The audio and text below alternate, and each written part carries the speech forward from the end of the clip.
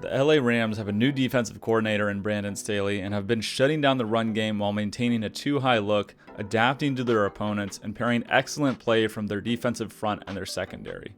They'll use Jalen Ramsey to lock down receivers in man, which opens up their safeties for run fits and more aggressive play, and have mastered using eagle and hybrid fronts to bring pressure and simultaneously have the 5th best run defense in the league.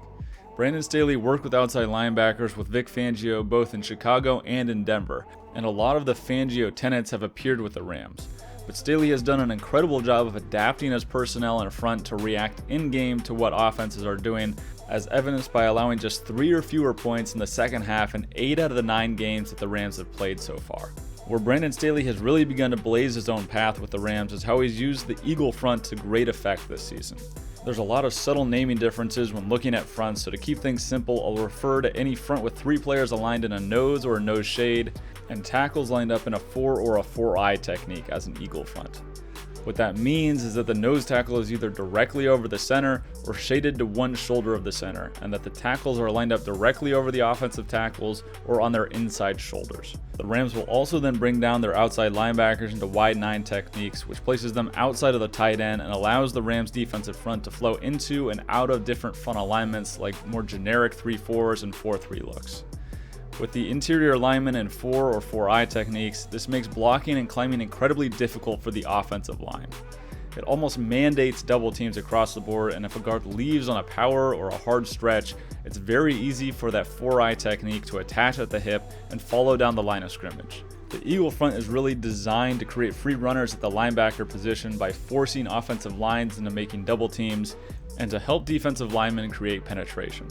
We'll start with how the eagle front works in the run game. You can see how each defender fits in their run gaps, with the nose tackle 2-gapping and reading which direction the play is going, and run support coming from the safeties. Here, the Bears are running stretch split zone to the outside with a crunch block from the H-back. Since the line is stretching hard to the left, that allows the 4-eye defensive tackle to go to work. That slight alignment to the inside of the offensive tackle makes it hard for the offensive line to reach him. With the guard vacating to try and help double the nose before climbing to the linebacker, that leaves the tackle all alone to try and cut off Michael Brockers. With Aaron Donald winning the B gap and the nose tackle demanding a double team, that keeps the linebackers completely clean and forces the running back to work to the backside. That's where Michael Brockers has beaten his man to the inside B gap because of his alignment and is waiting there for Montgomery to cut back into him. It's great team defense. The running back has nowhere to go and has to stay play side because Brockers beat his man. Donald is able to shed his block, and number 59 Micah Kiser is also there to help fill from the linebacker position. If you have good tackles and a nose that can demand blocks like the Rams do, you really don't even need exceptional athletes at the linebacker position.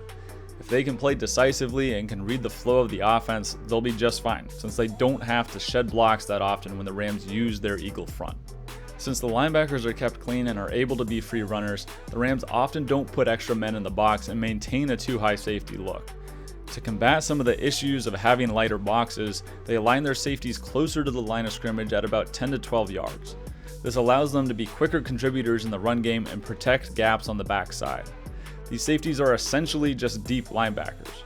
Here, with the Dolphins set up with their strength to the left, Micah Kiser is shaded over the tackle to help seal the C gap inside the tight end, with the outside linebacker number 54 Leonard Floyd there to help seal the D gap outside.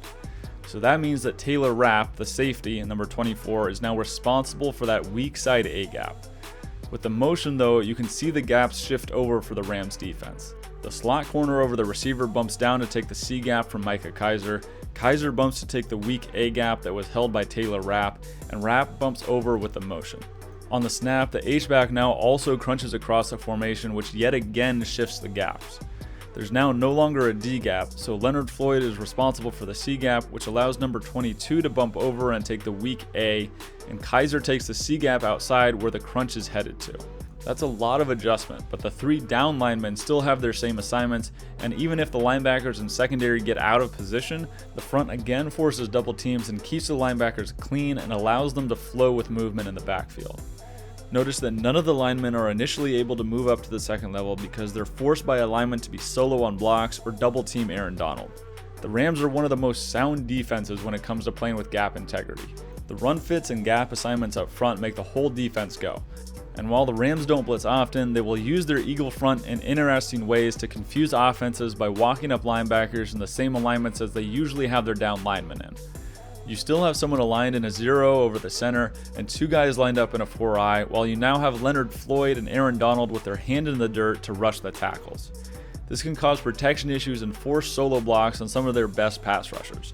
Offenses don't know who will drop out by alignment, and the Rams are stressing every single gap. This forces the Bears into sliding to the left to take care of 3 potential rushers to that side.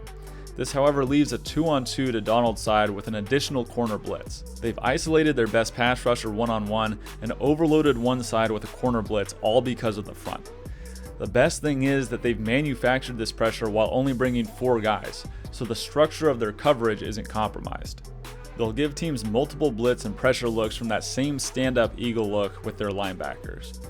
In the second quarter against the Seahawks, the Rams gave them that look and brought Kaiser on a blitz, while also running a stunt with him and the defensive tackle to try and bait the line into opening up a lane. Brandon Staley just wants to find any way possible to get his guys into one-on-one situations because he knows over the course of the game they're going to win more of those than they'll lose. Now that they established that look, late in the fourth quarter the Rams showed the exact same thing. This time, Kaiser doesn't come on the blitz, but the center pauses and waits for the rush from Kaiser before realizing he isn't coming and going to help the guard late. That small pause and hesitation of not knowing if Kaiser will come gives the rest of the defensive line chances to win their one-on-one matchups. And that's exactly what Michael Brockers does.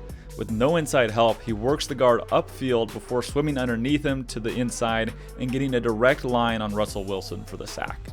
The Rams love this look with additional pressure, and if the offense does run it, they still have everyone in their base gaps and assignments. Even though it may look like the Rams are bringing a lot of pressure, they'll often rush just 4, but you have no idea where it's coming from.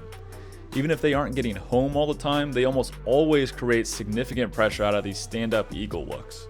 What helps even more with pressures, the run game, and coverage is that they'll often run Ramsey on lock calls, which means he's man-on-man with the receiver. This then allows the safety to fit their run gaps faster and support the linebackers more quickly because they don't have to worry about getting over the top to help Ramsey. You can see an example of this here with Ramsey locked to the top of the screen, and the safety Taylor Rapp doesn't have to worry about helping him or getting over the top of his receiver. Instead, he can now help bracket and rob routes and crossers in the middle of the field, which the 49ers love to run.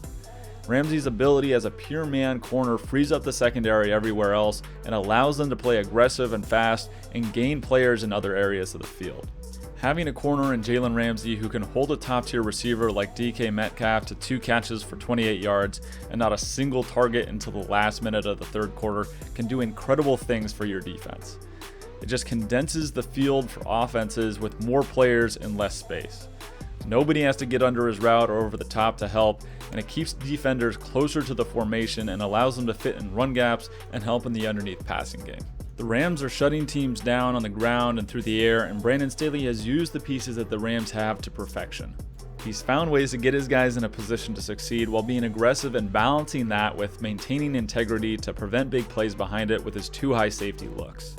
Talent has met scheme in LA, and it's the Rams' defense that has them thinking that they just might be able to recapture that 2018 magic and make it back to the Super Bowl. Hey guys, make sure to check out the Patreon for weekly game picks, some extra bonus content and video breakdowns every week. There's also early releases for these full breakdowns. You can donate just $1 a month, and that gives you access to all of it. I appreciate you guys tuning in, and until next time, I'm Casey Sully, and I'll see you on the next film breakdown.